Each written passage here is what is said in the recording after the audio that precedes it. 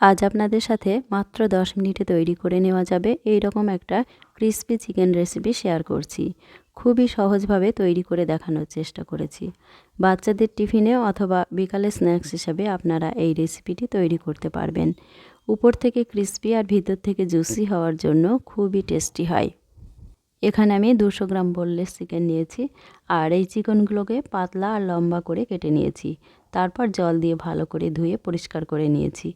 এখন এর সাথে একটা ডিম ভেঙে দিলাম আর দিয়ে দিচ্ছি 1 চামচ আদা বাটা, 1 চা চামচ রসুন বাটা, সামান্য একটু হলুদ গুঁড়ো, হাফ চা চামচ লাল লঙ্কার গুঁড়ো, ধনে গুঁড়ো দিয়ে দিচ্ছি হাফ চা চামচ, জিরা গুঁড়ো দিয়ে দিচ্ছি হাফ চা চামচ, গোলমরিচ গুঁড়ো 1/4 teaspoon, 1/4 teaspoon tasting salt. Tasting সল্টটা অপশনাল, না দিলেও সমস্যা নেই। লবণ দিয়ে দিচ্ছি 1/4 টিস্পুন। লবণের পরিমাণটা কম করেই দিচ্ছি কারণ সয়া সস দেবো আর সয়া সসেও লবণ আছে।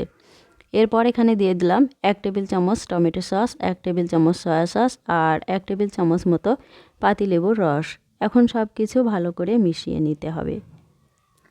চিকেনের সাথে খুব ভালো করে মিশিয়ে নিতে হবে। এই কাজটা একটা কাঁটা চামচ দিয়েও করে নিতে পারেন, আবার হাত দিয়েও মাখিয়ে নিতে পারেন। চিকেনের সাথে মশলাগুলো খুব ভালো করে মাখিয়ে নেওয়া হয়ে গেলে 10 মিনিটের জন্য রেস্টে রেখে দিতে পারেন।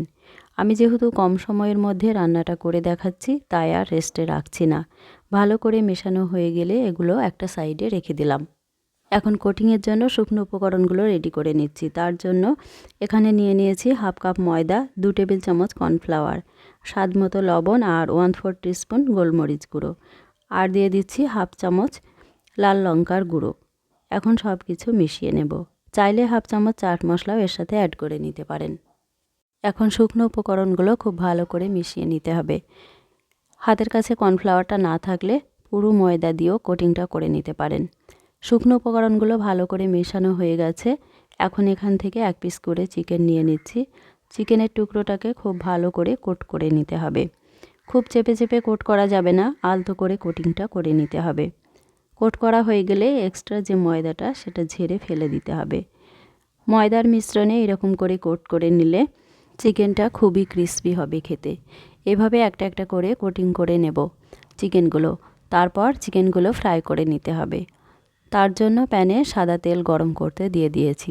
হাই হিটে প্রথমে তেলটা গরম করে নিয়েছি, তারপর চিকেনের পিসগুলো এভাবে একটা একটা করে দিয়ে দিচ্ছি। প্রথমে ফ্লেমটা হাই রাখতে হবে, তাহলে চিকেনের উপরটা ক্রিসপি হবে। আর কোটিং করে নিয়ে চিকেনগুলো বেশিক্ষণ রেখে দেওয়া যাবে না, সাথে সাথে ডিপ ফ্রাই করে নিতে হবে, তাহলে চিকেনগুলো খুবই ক্রিসপি হবে। এখনই দেখে বোঝা যাচ্ছে চিকেনগুলো কতটা মুচমুচে হয়েছে। উপরের লেয়ারটা যখন ক্রিসপি হয়ে যাবে তখন ফ্লেমটা মিডিয়াম করে দিতে হবে। এতে করে চিকেনগুলো ভিতর থেকে খুব সুন্দরভাবে কুক হয়ে যাবে।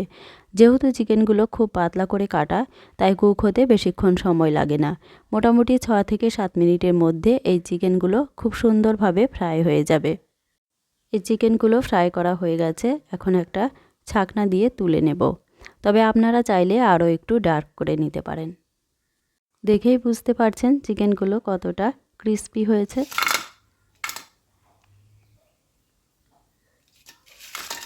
উপরটা একদম ক্রিসপি ক্রিসপি আর ভিতরটা সফট আর জুসি।